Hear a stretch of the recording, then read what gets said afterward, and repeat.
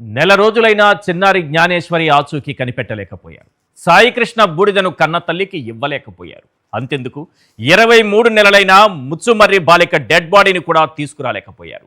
ఇప్పుడు సముద్రంలో గల్లంతైన 6 మత్స్యకారుల ప్రాణాలు కాపాడలేకపోయారు. నిజానికి వారి ప్రాణాలు కాపాడలేకపోయారా? వీరి నిర్లక్ష్యంతో వారి ప్రాణాలు పోయాయా? ఎస్, ప్రభుత్వ నిర్లక్ష్యమే 6 ప్రాణాలు తీసింది. ఈ నెల 4 శనివారం మధ్యాహ్నం 3:30 గంటలకు సముద్రంలో బోటు బోల్తా పడింది. అదే రోజు రాత్రి 8:30 గంటల సమయంలో రెవెన్యూ శాఖకు సమాచారం అందింది. అదే రోజు రాత్రి 11:30 గంటల సమయంలో మెరైన్ అధికారులకు సమాచారం చేరింది. మరుసటి రోజు అంటే ఆదివారం ఉదయం 8 గంటల తరువాత తీరిగ్గా రెస్క్యూ మొదలైంది. అంటే ఈ ప్రమాదానికి రెస్క్యూ ప్రారంభానికి మధ్య దాదాపు 18 గంటల జాప్యం జరిగింది. ఇదే 6 మత్స్యకారుల ప్రాణాలు తీసింది.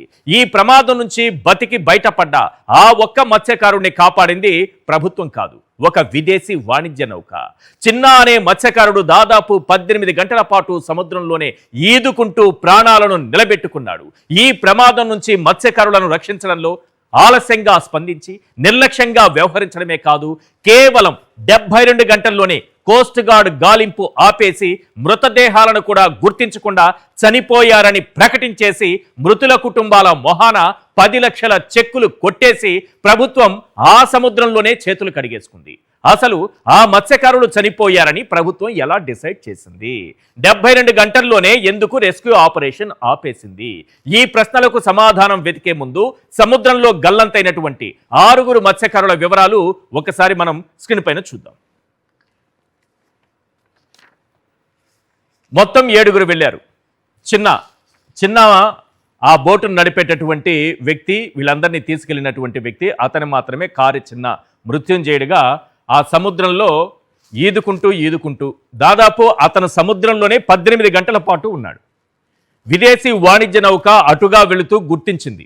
ఎక్కడైతే ప్రమాదం జరిగిందో అదే ప్రాంతంలో అందరూ ఉండిపోతే ఇతను మాత్రం ఈదుకుంటూ వెళ్ళాడు. దాదాపు 10 గంటల పైన ఈదాడని చెప్తున్నారు. తన ప్రాణాలు దక్కించుకోవడానికి 18 గంటలు, ఓవరాల్గా తీసుకుంటే 18 గంటల పాటు సముద్రంలో పోరాటం చేశాడు.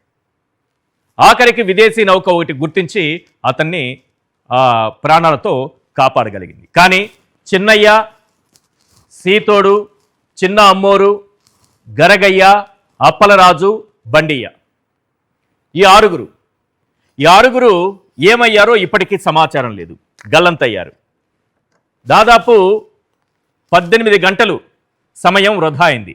మధ్యాహ్నం, ఈరోజు మధ్యాహ్నం అనుకోండి, ఈరోజు మధ్యాహ్నం 2:30 నుంచి 3 గంటల మధ్యలో 3:30 లోపు ఈ ప్రమాదం జరిగితే తీవ్రమైనటువంటి గాలులు, అలలకు బోటు బోల్తా పడి అందరూ సముద్రంలో పడిపోతే ఈ సమాచారం అందిన తరువాత నెక్స్ట్ డే ఉదయం 8:30 గంటల తరువాత రెస్క్యూ ఆపరేషన్ ప్రారంభమైంది. సార్, ఇంతసేపు సముద్రంలో ఉండగలరా? పోనీ రెస్క్యూ ఆపరేషన్ స్టార్ట్ చేశారు, వారిని ఏమన్నా గుర్తించారా? ఏ ప్రాంతం ఉందో ఆ ప్రాంతానికి సరిగ్గా చేరుకున్నారా? ఎక్కడ ప్రమాదం జరిగిందో ఆ ప్రాంతంలో వెతికారా? అక్కడ గాలింపు జరిగిందా? ఒక్క డెడ్ బాడీనైనా పట్టుకోగలిగారా? ఏమీ లేకుండానే గల్లంతైన వారు మరణించారని ఎలా భావిస్తారు? రెస్క్యూ ఆపరేషన్ ఎలా ఆపేస్తారు? పైగా ప్రభుత్వం ఇప్పుడు ఆ కుటుంబాలను ఆదుకోవడానికి 10 లక్షల రూపాయల చెక్కులు కూడా పంపిణీ మొదలుపెట్టేసింది. 10 లక్షల రూపాయలు చెక్కులు ఇచ్చేసి చేతులు దులుపుకోవాలి, చేతులు కడిగేసుకోవాలి. ఎక్కడ కడిగేసుకోవాలి? అదే సముద్రంలో కడిగేసుకోవాలి. మనం బూడిదే పట్టుకురాలేకపోయాం సాయికృష్ణది, ప్రాణాలతో మత్స్యకారులను తీసుకురాగలమా?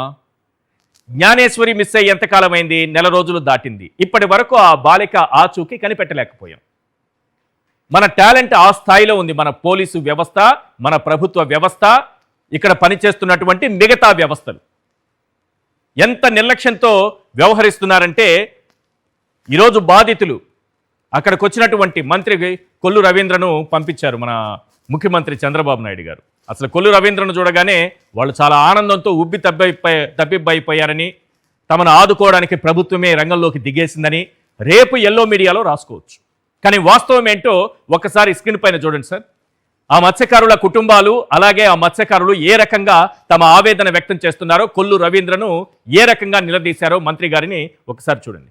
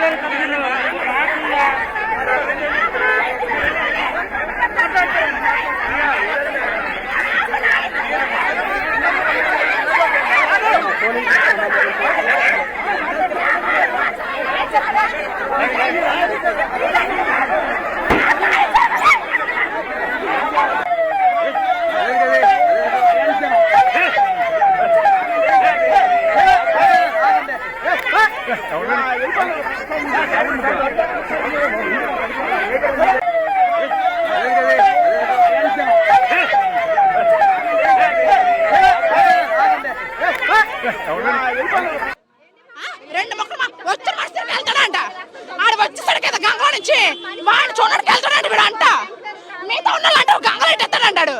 గంగలు అంటే ఎట్టేస్తాడండి వాడంట. ఇక్కడ పిల్ల తల్లంటే మండిపోవాలంట. అక్కడ కోసేసుకోవాలి పనికి మళ్ళీ మందరం పోలీసులు చేస్తారా మరి అలాగే చేస్తారు. మళ్ళీ దౌర్జన్యం కదా, వాళ్ళ డ్యూటీ ఉన్నాయి కదా, వారు ఏంటి వాళ్ళ దగ్గర పదాలు ఉన్నాయి, అందుకే మమ్మల్ని పక్క దోసేస్తారు వాళ్ళు. ఏంటి వచ్చాడు టింగా టింగ్ రెండు మొక్కలు మాట్లాడి వెళ్ళిపోయాడు. నేను ప్రభుత్వం మరీ ఇంత నిర్లక్ష్యంగా ఉంది మత్స్యకారుల పట్ల. ఇంత నిర్లక్ష్యం అనేది కరెక్ట్ కాదు. ఎందుకంటే 6 మత్స్యకారులు సముద్రంలో చనిపోయారంటే ఒక సీఎం హోదాలో ఉండి చంద్రబాబు నాయుడు రాలేదు, ఉప ముఖ్యమంత్రి రాలేదు, నారా లోకేష్ రాలేదు. అదే ప్రతిపక్షంలో ఉండేటప్పుడు ఎక్కడైనా సమస్య ఉంది అంటే పవన్ కళ్యాణ్ వెళ్ళి అక్కడ సమస్య దగ్గర ఉండేవాడు. ఇప్పుడు ఏంటి పవన్ కళ్యాణ్ ఎక్కడికి వెళ్ళిపోయాడు? ఇప్పుడు ఇంత 6 చనిపోయినా సరే, 6 కుటుంబాలు రోడ్డుని పడినా సరే ఒక సీఎం రాలేదు, ఒక ఉప ముఖ్యమంత్రి రాలేదు, నారా లోకేష్ రాలేదు, మత్స్యకార మినిస్టర్ రాలేదు.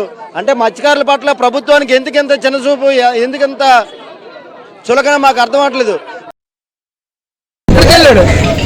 ఏ పందులో ఉన్నాడు రావాలి కదా. ఇప్పుడు జరిగేటప్పుడు డిప్యూటీ సీఎం నేను మీతోనే ఉంటాను, వాడబాల్జీని మత్స్యకారులను మీ సోదరులను అని సంకల్పడిచాడు కదా. ఎక్కడి పని వచ్చాడు? ఇప్పుడు ఎక్కడికి వెళ్ళాడు? 6 లెక్కప్పుడు ఏం పీకుతున్నాడు? ఎక్కడ ఉన్నాడు? రావాలి కదా. ఇప్పుడు తిరుమలలో రమ్మని సముద్రంలోకి ఎంత ఆడుకోవాలో చూపిస్తాం. మత్స్యకారు పవరెట్ ఇక్కడ బట్టలు వేసుకుని రావడం కాదు, నేను బోర్డు తీస్తాను రమ్మని ఏం కాదు. ఎవడేం మత్స్యకారు తెలుస్తుంది, మా ఆవేదన ఎలా ఉంటుంది. ఇక్కడికి వెళ్ళాడు. రేపు ఎల్లో మీడియాలో ఏం రాస్తారంటే సకాలంలో స్పందించిన రాష్ట్ర ప్రభుత్వం, ముఖ్యమంత్రి కన్నీరు, చంద్రబాబు నాయుడు గారు హృదయ విదారకంగా విలపించారు, పవన్ కళ్యాణ్ గారు వెంటనే అధికారులను ఆదేశించారు, లోకేష్ గారు అయితే వెంటనే కోస్ట్ గార్డ్ని అందరినీ అప్రమత్తం చేసి వారిని ప్రాణాలతో తీసుకురావాలని చెప్పారు అని రాస్తారు. అసలు బాధను మాత్రం ఎవరూ చూపించరు. ఇది ఎవరూ చూపించరు, మీకు ఎవరూ వినిపించరు. అసలు సముద్రం అంత నిర్లక్ష్యం ఉంది ఈ ప్రభుత్వంలో. మామూలు నిర్లక్ష్యం కాదు సార్, సముద్రం అంత నిర్లక్ష్యం. అసలు ఈ ప్రమాదం జరిగిన తరువాత ప్రభుత్వం వ్యవహరించినటువంటి తీరు, అసలు ప్రమాదానికి కారణాలేంటి అన్నది ఒక్కసారి స్క్రీన్ పైన చూద్దాం. ఎస్, ప్రమాదం జరిగిన వెంటనే రెస్క్యూ ఆపరేషన్ ప్రారంభించడంలో 18 గంటలు ఆలస్యం.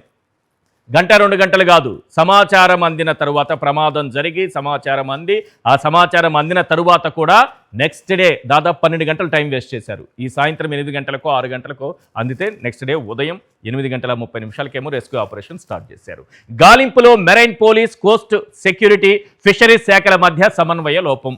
ఒకరికి సమాచారం అందితే మొత్తం అన్ని వ్యవస్థలు ఒక్కతాటిపైకి వచ్చి అందరూ కలిసి పనిచేస్తేనే ఆ ప్రమాదంలో గల్లంతైన వాళ్ళని తీసుకురాగలరు. కానీ ఇక్కడ శాఖల మధ్య సమన్వయం అనేది చాలా క్లియర్గా కనిపిస్తోంది. సముద్రంలో వేటకు వెళ్లే మత్స్యకార బోట్లకు జీపీఎస్ ట్రాకింగ్ వ్యవస్థ తప్పనిసరి చేయలేదు. అత్యవసర పరిస్థితుల్లో ఆటోమేటిక్ ఎమర్జెన్సీ అలర్ట్ సిస్టమ్ అందుబాటులో లేదు. వేటకు వెళ్లే మత్స్యకారులకు తగిన భద్రత, శిక్షణ, ఆధునిక పరికరాలు అందించలేదు. నెక్స్ట్, వాతావరణ హెచ్చరికలు సమయానికి చేరి ఉంటే మత్స్యకారులు ప్రాణాలతో బయటపడేవారు. మత్స్యకారులు గంటల తరబడి సముద్రంలో పోరాడుతున్నా ప్రభుత్వం గుర్తించలేకపోయింది. సముద్రంలో బోటు మునిగిన ప్రాంతాన్ని గుర్తించడంలో ప్రభుత్వం ఆలస్యం చేసింది. 72 గంటల్లోనే గాలింపు ఆపేసి 6 మత్స్యకారులు చనిపోయారని ప్రకటించేసింది. ప్రాణాలతో బయటపడ్డ ఆ ఒక్క మత్స్యకారుని కూడా ఎవరు రక్షించారో తెలుసా? విదేశీ వాణిజ్య నౌక రక్షించింది. రైట్, ఈ సముద్రం అంతా నిర్లక్ష్యం పైన చర్చిద్దాం.